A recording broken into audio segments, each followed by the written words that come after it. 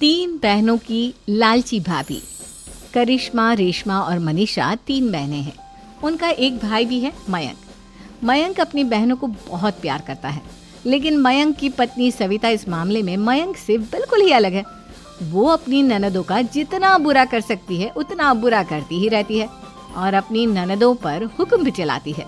करिश्मा, करिश्मा, तुमने अभी तक नाश्ता नहीं बनाया? तुम्हारे भैया को ऑफिस जाने में देर हो रही है। हाँ भाभी, बस अभी बनाती हूँ। करिश्मा, तुम ये ढीलापन छोड़ दो। कल को पराये घर जाना है। वहाँ अगर तुम इस तरह से काम करोगी तो लोग क्या कहेंगे कि माँ ने और भाभी ने कुछ सिखाया नहीं। और तुम्हारी दोनों बहनें कहाँ है?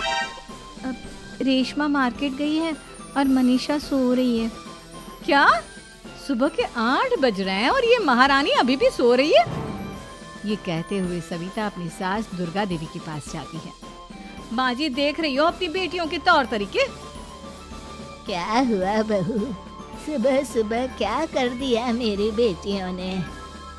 अरे एक तो अभी अभी उठकर किचन में गई है, दूसरी सुबह सुबह बाहर चली गई और तीसरी अभी तक सो रही है।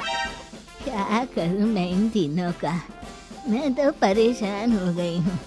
जा जाकर उठा उसे और रेशमा से मैं बात करती हूँ। सविता सीधा मनीषा के कमरे में जाती है और उससे कहती है, महारानी जल्दी उठो, सूरज सर पर आ गया है। भाभी थोड़ी देर और सोने दो ना, मैं रात को लेट सोई थी। वो क्या ना, यूनिट टेस्ट चल रहे हैं। शराफत से उठती है या नहीं, या फिर पानी की भरी बाल्टी डालूं तेरे ऊपर? नहीं भाभी, मुझे बिस्तर में नहीं नाना, उठती हूँ मैं। मनीषा जल्दी से उठकर बाथरूम में चली जाती है। सभी आराम से बैठकर नाश्ता कर रहे होते कि तभी रेशमा बाजार से हाथ में सामान लिए आ जाती है। रेशमा को देखते ही सविता उस पर बरस पड़ती है। लो, आ गई महारानी। ऐसा भी क्या सामान लाना था जो सुबह आंख मलते ही बाजार की तरफ रवाना हो गई? भाभी, कल आप ही तो चीख रही थी कि घर का सारा सामान मुझे ही लाना पड़ता है, घर में किसी को भी किसी काम से कोई लेना देना नहीं है। अब मैं बाजार जाकर सामान ले आई तो आपको इस बात से भी तकलीफ हो रही है? देख रही हो माँ जी, अपनी बेटी की जुबान कैंची से भी तेज चलती है। और मयंक, आप तो कुछ कहेंगे नहीं अपनी लाडली बहन को। रेशमा, अपनी भाभी से ऐसे बात नहीं करते। चलो माफी मांगो। भैया, मैं क्यों माफी मांगू? आप भाभी से बोलिए ना कि हम पर कम हुक्म चलाया करे। हम इस घर की बेटियां हैं और आपकी पत्नी की ननद है, नौकरानी नहीं। लो कर लो बात। इनकी भलाई के लिए कुछ भी बोलो तो इन्हें बुरा लग जाता है। इस घर में यही इज्जत है मेरी। देख लो माँ जी, आपकी बेटी किस लहजे में मुझसे बात कर रही है। सविता वहाँ से चली जाती है। मयंक को बहुत गुस्सा आता है, वो भी वहाँ से चला जाता है। फिर करिश्मा रेशमा को समझाती है, रेशमा, तुम्हें भाभी से माफी मांग लेनी चाहिए थी ना। लेकिन दीदी, मैंने कुछ किया ही नहीं, तो मैं माफी क्यों मांगू? हाँ करिश्मा दीदी, रेशमा दीदी जैसे ही घर में आई भाभी ही उन पर चिल्ला रही थी। हाँ, मैं मानती हूँ कि गलती भाभी की थी। मैं तो इसलिए बोल रही हूँ कि भाभी ने माँ को तो पूरी तरह अपने वश में कर लिया है। वो हमारी बात सुनती ही नहीं। मयंक भैया हमारे लिए हमेशा खड़े रहते हैं, इसलिए उनकी बात का मान तो तुम्हें रखना चाहिए था ना। कोई फायदा नहीं दीदी, कुछ दिनों की बात और है, भाभी उन्हें भी हमारे खिलाफ भड़का देंगी। फिर वो भी माँ की तरह हमारी किसी बात का विश्वास नहीं करेंगे। इसी तरह सविता अपनी तीनों ननदों को किसी न किसी बात पर परेशान करती रहती थी। एक दिन मयंक अपनी तीनों बहनों के लिए गिफ्ट लाया। करिश्मा, ये तुम्हारे लिए हार का सेट। रेशमा, तुम्हारे लिए सुंदर सी ड्रेस। और मनीषा, तुम्हें किताबें पसंद है ना, तुम्हारे लिए किताबें लाया हूँ। थैंक यू भैया। थैंक यू भैया। थैंक यू भैया। करिश्मा, तुम्हारा नेकलेस कितना सुंदर है। ये भैया कहाँ से ले आए होंगे? मैंने भैया को 3 दिन पहले फोन पर ये डिजाइन दिखाया था और आज भैया ये ले आए। सविता तो अपनी ननदों के गिफ्ट्स देखकर जल गई और करिश्मा का नेकलेस तो उसे भी बहुत पसंद आया था। अपनी बहनों के लिए कितना अच्छा नेकलेस लेकर आए हैं, मुझे कभी कोई गिफ्ट नहीं दिया। मैं आज ही ये हार चुरा लूंगी। रात में सविता करिश्मा का हार चुरा लेती है और इसी तरह उसे अपनी ननदों की जो भी चीज अच्छी लगती वो उसे मांगती नहीं, बल्कि रात के अंधेरे में चुरा लेती।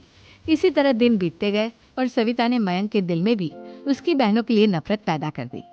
एक दिन मयंक ने करिश्मा और रेशमा के लिए रिश्ता देखा और ये बात उसने घर में सबको बताई। माँ, करिश्मा और रेशमा के लिए बहुत अच्छा रिश्ता आया है। वो लोग कल इन्हें देखने आ रहे हैं। आप और सविता मिलकर सारी तैयारी कर लेना। ये सुनकर करिश्मा और रेशमा खुश हो जाती हैं, लेकिन सविता सोचती है, अगर इन दोनों बहनों की शादी हो गई तो घर और बाहर का काम कौन करेगा? मनीषा तो एक नंबर की कामचोर है, उससे तो किसी बात की उम्मीद लगाना ही बेकार है। मुझे इस शादी को रोकना होगा। अगले दिन सभी लड़के वालों के स्वागत की तैयारी करने में लगे होते हैं। तभी मयंक अपनी बहनों से आकर कहता है, तैयार हो गई तुम दोनों? देखो दोनों लड़के बहुत अच्छे हैं, मैं कोई कसर नहीं छोड़ना चाहता, इसलिए तुम उनके सामने अच्छे से बिहेव करना और अपनी भाभी से लड़ने मत लग जाना। करिश्मा, तुम वो नेकलेस पहन लो ना जो मैं तुम्हारे लिए लाया था। भैया मैं बहुत देर से वो नेकलेस ढूंढ रही हूँ लेकिन मुझे मिल ही नहीं रहा। क्या तुमने नेकलेस खो दिया? तुम्हें पता भी है वो कितना महंगा था? तुम कोई काम ढंग से नहीं कर सकती। मयंक गुस्से में वहां से चला जाता है। थोड़ी देर बाद लड़के वाले भी आ जाते हैं। वो दोनों बहनों को पसंद कर लेते हैं और रिश्ता पक्का हो जाता है। लेकिन सविता के दिमाग में तो कुछ और ही खिचड़ी पक रही थी। वो पंडित जी के पास करिश्मा की कुंडली लेकर जाती है और उन्हें पैसे देकर करिश्मा की कुंडली बदलवा देती है। जब लड़के वालों के पास करिश्मा की कुंडली जाती है तो वो दुर्गा को फोन करते हैं। बहन जी, हमने करिश्मा की कुंडली अपने पंडित जी को दिखाई थी। आपकी बेटी की कुंडली नहीं बल्कि दोषों का पिटारा है। देखिए, मैं और मेरे पति इन सब बातों में बहुत विश्वास करते हैं, इसलिए हम आपकी बेटी से अपने बेटे की शादी नहीं करा सकते। इस तरह करिश्मा का रिश्ता टूट जाता है और सभी घर वालों को बहुत दुख होता है। अब कविता सोचती है, चलो करिश्मा का तो रिश्ता टूट गया, अब रेशमा का भी रिश्ता तोड़ना है। क्या करूं क्या करूं?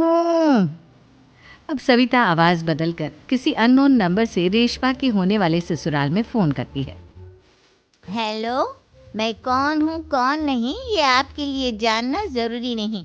बस इतना सुन लो कि रेशमा का 2 साल से किसी के साथ अफेयर चल रहा है। बस रेशमा का रिश्ता तोड़वाने के लिए सविता का इतना कहना काफी था।